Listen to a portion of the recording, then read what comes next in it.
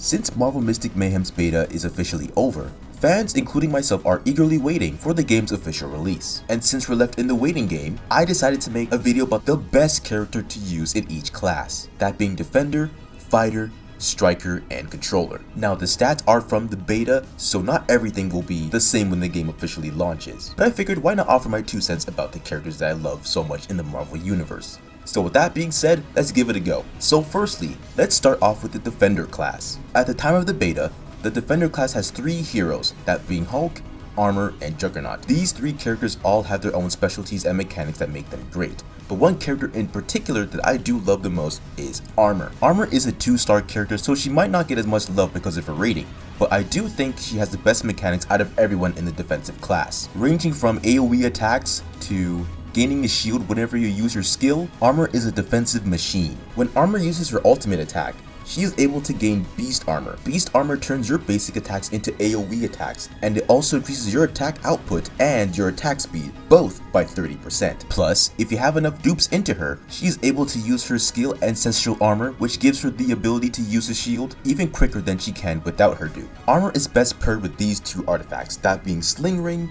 and the Stormbreaker. The Sling Ring grants her the ability to gain another shield if she is below 50%.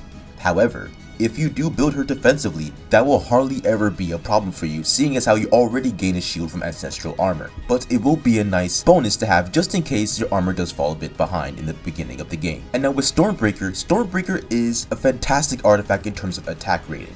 It boosts your attack up by at least 40%, so whether you're in the front end doing your damage to bosses or fighting a whole horde of enemies, Armor will be in the front doing the best she can, negating some damage and dealing a huge amount as well. Bonus tip, if you do have the Blessing of Ashanti highlight and you give it to Armor, she is able to gain a shield after using her ultimate move, and also deals more damage and takes less damage when that shield is active. So make sure you use this highlight to your advantage. Armor works best when she's the character in the front, paired up with at least 1 support and 1 ranged character. So if you're running Doctor Strange and Scarlet Witch, you'll most likely never die, because Doctor Strange will be healing in the back end, Scarlet Witch will be doing ranged based damage, and Armor will be the one taking damage in the front end and also doing damage at the same time. Now moving on to Striker. Striker is probably one of my most favorite classes in the game so far. Every single character in this class is built so uniquely, and none of them fall short of greatness in terms of their mechanics. But one character I do think that is leagues above all else is Scarlet Witch.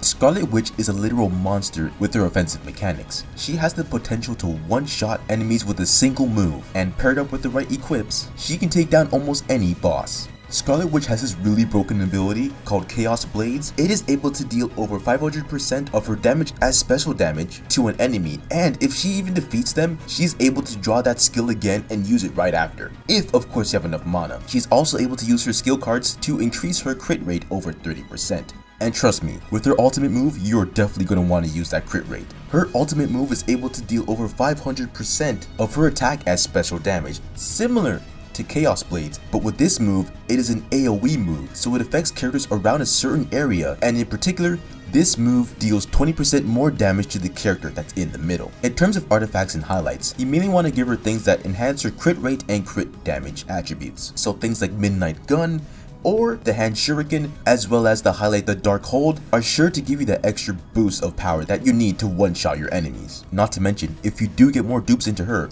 she is an absolute force to be reckoned with. Alright, next up is the Controller class. Now, the Controller class is in a very interesting spot because they do have a lot of contenders. They have Spider-Man, Moon Girl and Devil Dinosaur, Man-Thing, Sleepwalker, and Doctor Strange. But in my honest opinion, I do think Doctor Strange is the best controller character in this class. Doctor Strange is equipped with so many mechanics that make him generally an annoying character to face off against, but an amazing character to have on your team. Some of his skills allow him to draw special cards that include healing yourself, placing a defensive debuff on the enemy, giving yourself an attack up buff, and increasing your own or your other teammates' ultimate energy. And for Doctor Strange's case, his ultimate allows him to heal the team well over 40% of his max HP and removes 1 debuff from them. So when his ultimate is ready, make sure you use it. Doctor Strange is best played as the supportive character.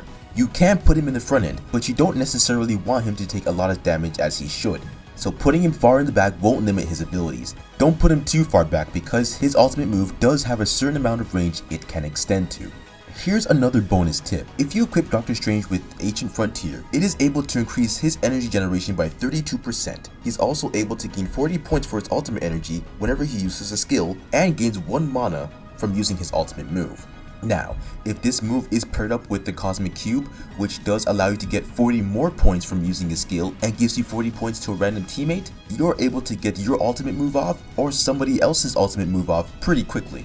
Like I mentioned earlier, Doctor Strange does have the ability, extra ultimate energy points into himself or his teammates whenever he uses the blue card from Vishanti's Blessing. So inherently, you can get your ultimate off in probably under 10 seconds in game time. That should not be a thing, but it is.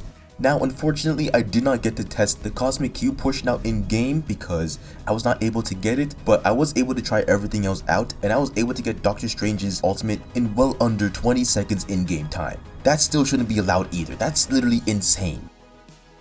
Now, lastly, moving on to the fighter class. The fighter class is damn near filled to the brim of characters. We have Doppelganger, Mr. Negative, Psylocke, Black Knight, and Moon Knight. But there's one character in my honest opinion who stands out the most, and that is Psylocke. Now, Moon Knight is a very close second, as well as Doppelganger, because they both have very interesting abilities and mechanics that make them honestly outstanding. But I do think Psylocke is better built altogether. Let me explain. So Psylocke does specialize in doing melee damage, but she has the ability to use her special skills to move across the battlefield and also do AoE damage to enemies within a certain area. She's also able to follow up with attacks that other teammates may use to deal extra damage towards enemies. One thing I do like about her the most though is her ultimate attack called Butterfly Dream. This ultimate move applies Psychic Mark.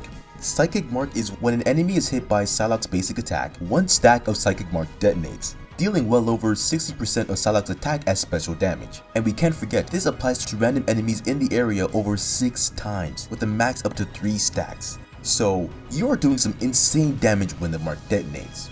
Similar to armor, Psylocke works best in the front end, dealing damage to the enemies that are on the front line. Now, you do want to build her a tad bit defensively because she can get overwhelmed, but thankfully her skill Kinetic Blade does allow her to move across the battlefield so you won't always be stuck in a rut. Now, you can pair anybody with Psylocke like Doctor Strange or Scarlet Witch, whatever the case may be, but in my opinion, she does work a lot better with 2 other striker characters, and these 2 are actually honorable mentions. These 2 characters are Misty Knight and Lady Bullseye. They both have fantastic hits. Unfortunately, I don't see them as the best striker characters for the striker class, but they are really good. Misty Knight hits like a tank, and Lady Bullseye follow-ups out the wazoo, so her and Psylocke will be having never-ending combos going back and forth. It is honestly perfection, and I love to see it whenever it happens. That is it for today. I hope you guys enjoyed this video. I had an awesome time making it. Reminiscing about this game was honestly so fun, and I love just voicing it over and just giving my honest thoughts about it, because again, I really do love this game and I want it to do so well when it officially releases, because I'm literally waiting, I'm begging, like I'm on my knees waiting for this game to come out. It's taking so long, but granted, they got a masterpiece to work on, so it is honestly no rush. I am fine waiting. But one thing I want to know, who do you guys think is the best in each class? Let me know in the comment section below. With that being said, my name is LC. Have an amazing day, God bless, and I will catch you all in the next Marvel Mystic Mayhem video.